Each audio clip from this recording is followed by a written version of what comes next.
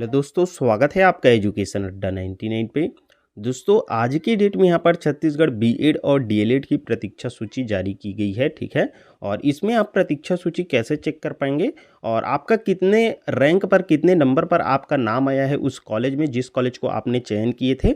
इसी के साथ साथ अब आपका नाम आ जाता है तो आपको एडमिशन के लिए किस डेट में जाना है, इस पर भी हम कंप्लीट जानकारी आपको देंगे, ठीक है। यहाँ पर बहुत से विद्यार्थी का यही कमेंट आ रहा था कि प्रतीक्षा सूची में नाम आ गया तो हमें आज से ही या कल से ही एडमिशन लेने जाना है क्या, ऐसे करके। तो देखिए यहाँ पास आपको कब एडमिशन लेने जाना है इसकी भी जानकारी हम आपको देंगे, ठीक है। तो देखिए, प्रतीक्षा सूची में अगर आप अपना नाम जानना चाहते हैं आया है कि नहीं, तो इसके लिए आपको सिंपली से क्या करना होगा, यहाँ पर एससीईआरटी की यहाँ पास ऑफिशियल साइट पर आ जाना है, ठीक है।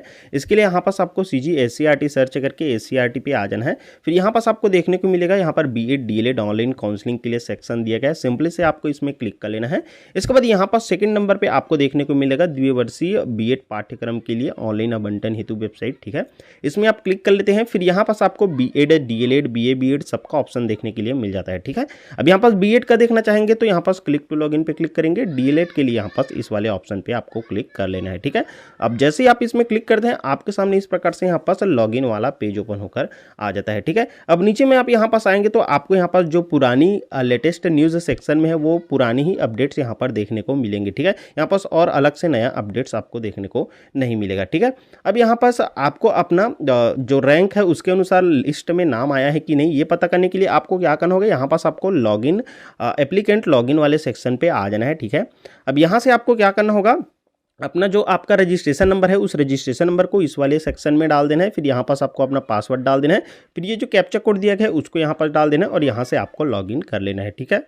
तो इस प्रकार से अपने यूज़र आईडी पासवर्ड डाल लेंगे, ठीक है, रजिस्ट्रेशन नंबर और पासवर्ड। फिर यहाँ से आपको लॉगिन कर लेना है। अब जैसे आप लॉगिन करते हैं यहाँ पास आपका डिटेल्स ओपन होकर आ जाता है, ठीक है। यहाँ पास आप लॉगिन हो जाते हैं। अब इसी के साथ आपको स्क्रॉल डाउन करते हुए नीचे की ओर आ जाना है, ठीक है। अब यहाँ पास भी आपको और कोई अलग ऑप्शंस देखने को नहीं मिलेगा तो डायरेक्ट आपको नीचे आ जाना है। फिर यहाँ पास आपको जो चॉइस डिटेल है इसमें यहाँ पास आपने जो कॉलेज चयन किए थे, कोर्स नेम, ये सारा चीज़ आपको देखने के लिए मिल जाएगा, ठीक है। अब इसमें यहाँ पास आपको जूम करना है तो देखेंगे, जूम करेंगे तो यहाँ पर सबसे लास्ट में आपको देखने को मिल जाएगा रैंक इन कॉलेज। तो यहाँ पास अभी आपका जो प्रतीक्षा सूची है उसमें कौन से रैंक पर आपको नाम आया है ये यहाँ पास आपको देखने के लिए मिल जाएगा, ठीक है।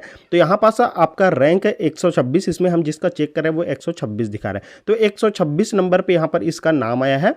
अब आपको बताना चाहेंगे कि यहाँ पास ये तो आपका जो प्रतीक्षा सूची के लिए आपने आवेदन किए थे, यहाँ पर ऑनलाइन काउंसलिंग कराए थे, उसके अनुसार यहाँ पास आपका नाम आ गया है, ठीक है। तो इस प्रकार से आपका प्रतीक्षा सूची में नाम आया है कि नहीं और कितने रैंक पर नाम आया है आपका, ये आप इसी प्रकार से पता कर सकते हैं, ठीक है। अब इसके बाद यहाँ पर देखते हैं कि क्या और अलग से प्रतीक्षा सूची जारी करता है, क्योंकि अभी तक तो यहाँ पर 4:30 बजने 5 बजने को है, लेकिन अभी तक यहाँ पास इसमें और कोई जानकारी नहीं आई है। बस इसी के अनुसार आप पता कर सकते हैं कि इस प्रकार से आपका प्रतीक्षा सूची में नाम आ गया है और कितने रैंक पर आपका नाम आया है ये यहाँ से आप पता कर सकते हैं। अब बात कर लेते हैं कि इन कैंडिडेट के यहाँ पर नाम आ गया है तो कब आपको एडमिशन लेने के लिए जाना है, क्योंकि बहुत सारे कमेंट्स इसी के लिए यहाँ पर हमें आ रहे थे। तो चलिए इस पर भी हम आपको कंफर्मेशन दे देते हैं। तो किस डेट में आपको एडमिशन लेने के लिए जाना है, तो इसके लिए आप यहाँ पास इसके जो शेड्यूल जारी किया गया था उस पर आ जाना है, ठीक है। फिर यहाँ पास आपको सारी शेड्यूल्स वगैरह देखने को लिए मिल जाएंगी, ठीक है। अब यहाँ पास कब एडमिशन लेने के लिए जाना है उसका तो यहाँ पर जानकारी नहीं दिया गया, लेकिन आप इसी शेड्यूल में यहाँ पर नीचे आते हैं। फिर यहाँ पास आपको देखना है 11वें नंबर के पॉइंट और 12वें नंबर के पॉइंट में, इसमें यहाँ पर कंप्लीट जानकारी दी गई है, देख पाएंगे। 11वें नंबर पर बताया गया है कि महाविद्यालय के प्राप्त आवेदन के आधार पर निर्धारित तिथि को चयन सूची जारी करना आवश्यक होगा। तो यहाँ पर चयन सूची जो निर्धारित की गई है तिथि उसमें जारी कर दी जाएगी, ठीक है। फिर चयन सूची में यहाँ पास अभ्यर्थी के वर्ग एवं संवर्ग की जानकारी अंकित करनी होगी और महाविद्यालय को निर्धारित तिथि में यहाँ पर सूचना पटल पर चयन सूची चस्पा करना आवश्यक होगा। तो यहाँ पर चयन सूची आपकी आ जाएगी, ठीक है। ये आएगी आपकी 21 को। अब इसी के साथ यहाँ पर नीचे देखेंगे 12वें नंबर के पॉइंट में बताया गया कि जिस महाविद्यालय के लिए अभ्यर्थी का नाम प्रतीक्षा सूची में आया है उस महाविद्यालय में चयन सूची जारी होने के निर्धारित तिथि व समय में यहाँ पर अभ्यर्थी को आवश्यक दस्तावेज व निर्धारित शुल्क के साथ उपस्थित होना है। तो यहाँ पास आपका चयन सूची में नाम आ जाता है तो उसी डेट में आपको क्या करना है, आपका जो एडमिशन शुल्क है और इसी के साथ जो आवश्यक डॉक्यूमेंट्स है इसके साथ आपको यहाँ पास उपस्थित हो जाना है, क्योंकि उसी डेट में यहाँ पास आपका एडमिशन होना है। यहाँ पास नीचे में देखेंगे ये भी बताया गया कि महाविद्यालय उपस्थित अभ्यर्थी से यहाँ पर प्रवेश प्रक्रिया संपन्न कराएंगे। यदि यहाँ पर निर्धारित समय व तिथि में अभ्यर्थी अनुपस्थित यहाँ पर उपस्थित नहीं होंगे तो महाविद्यालय अगले क्रम के यहाँ पर छात्रों को प्रवेश दे सकेंगे। तो यहाँ पास आप ये बिल्कुल ध्यान में रखिएगा। आप जिस महाविद्यालय को चयन किए थे उसमें आपका नाम आ गया है तो आपको बिल्कुल वहाँ पर उपस्थित हो जाना है, ठीक है। वहाँ आपका एडमिशन प्रक्रिया होगी। लेकिन यहाँ पास अगर विद्यार्थी इसमें उपस्थित नहीं होते हैं और उसका यहाँ पास जो चयन सूची है उसमें नाम है, तो उसके अगले वाले क्रम के विद्यार्थी को इसमें एडमिशन दे दिया जाएगा। स्पष्ट रूप से दिया गया है, देख पाएंगे, अगले क्रम के छात्रों को प्रवेश दे सकेंगे।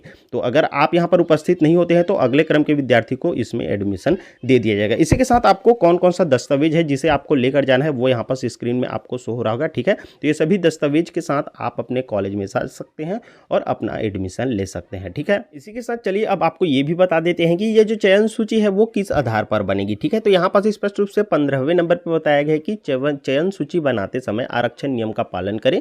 यदि अनारक्षित वर्ग की सीट यहाँ पर रिक्त है तो पहले अनारक्षित अर्थात मेरिट क्रम में सीट से आवंटित करें, और इसी के साथ यहाँ पर इसके बाद आरक्षित वर्ग की सीट का चयन सूची बनाएंगे। तो पहले यहाँ पर अनारक्षित वर्ग है उसका यहाँ पर चयन सूची बनेगा, मेरिट लिस्ट बनेगा, ठीक है। अब यदि यहाँ पर अनारक्षित वर्ग की यहाँ पर सीटें रिक्त है तो अनारक्षित वर्ग को पहले शामिल किया जाएगा।